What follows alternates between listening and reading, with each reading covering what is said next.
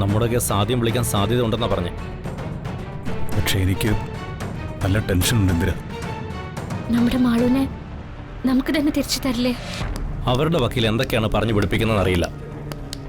അവരെന്തൊക്കെ വാദമുഖങ്ങൾ നിർത്തിയാലും അവസാനം മാളു എന്തു പറയുന്നു എന്നതിലാണ് വാല്യൂ. അവര് മാളുവിനെ കൊണ്ട് എന്തെങ്കിലും പറയിപ്പിക്കുമെന്ന് എന്റെ പേടി. മാളുവിനൊന്നും വ്യക്തമായിട്ട് ഓർമ്മ വന്നിട്ടില്ല. ആ അനുകൂലിയാണ് അവർ മുതലെടുക്കുന്നത്.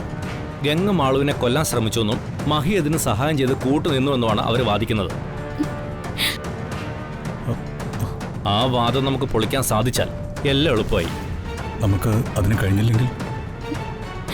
കഴിഞ്ഞില്ലെങ്കിൽ കോടതി കുഞ്ഞിനെ അവർക്കൊപ്പം അയക്കും.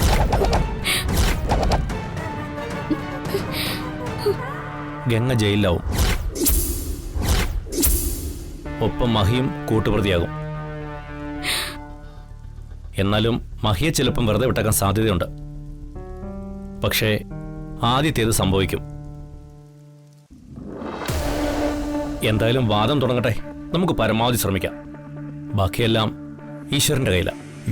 ഈ കേസ് ജയിക്കാതെ മാളുവിനെ അവർക്കൊപ്പം അയച്ചാ പിന്നെ എനിക്കൊരു ജീവിതം വേണ്ട ഇന്ദിര.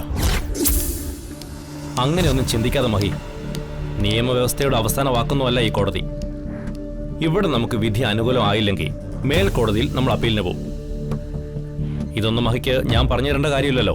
എന്നാലും മാളുവിനെ കാണാതെ എനിക്കോ മഹേട്ടനോ ജീവിക്കാൻ സാധിക്കില്ല.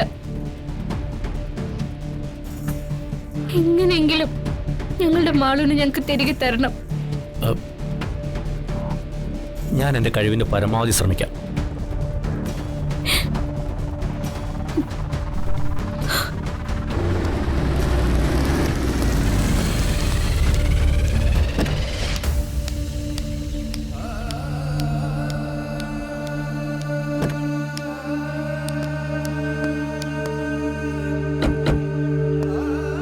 ഇവിടെ പലരെയും കാണും. മോൾ ആരെയും നോക്കരുത്. ആരെങ്കിലും നോക്കിയാ അവരെ പോലീസ് പിടിച്ച് ജയിലിലിടും. അതെന്തിനാ ഒരു തെറ്റും ചെയ്യാത്തവരെ പോലീസ് പിടിക്കുന്നത്? അമ്മ വെറുതെ മാളുവിനെ പറ്റിക്കാന്ന് നോക്കണ്ട. മാളു ആരെ വേണമെങ്കിൽ നോക്കിക്കോട്ടെ. പക്ഷേ മാളുവിനെ നമ്മുടെ കൂടെ തന്നെ പോലീസ് അയക്കും. അതെന്താ? ഗംഗയും മാളുവിന്റെ അച്ഛനും കൂടിയല്ലേ മാളുവിനെ കിണറ്റിലെറിഞ്ഞത്. അത് മാളു ആരോടും പറയാതിരിക്കാനാ ഞങ്ങൾ അറിയാതെന്ന് വീട്ടിൽ വന്നുകൊണ്ടിരുന്നത്. മാളുവിനെ ഒരു നുണയൊക്കെ പറഞ്ഞ് മയക്കി തിരിച്ചുകൊണ്ടു പോകാനായിരുന്നു അവരുടെ ശ്രമം.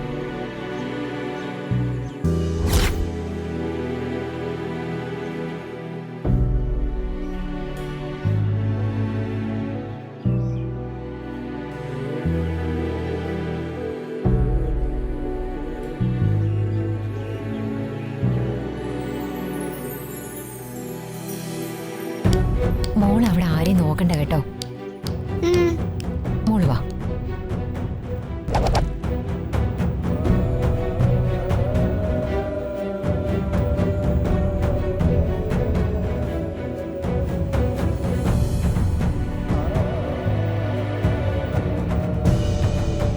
മഹേട്ടാ, മാളു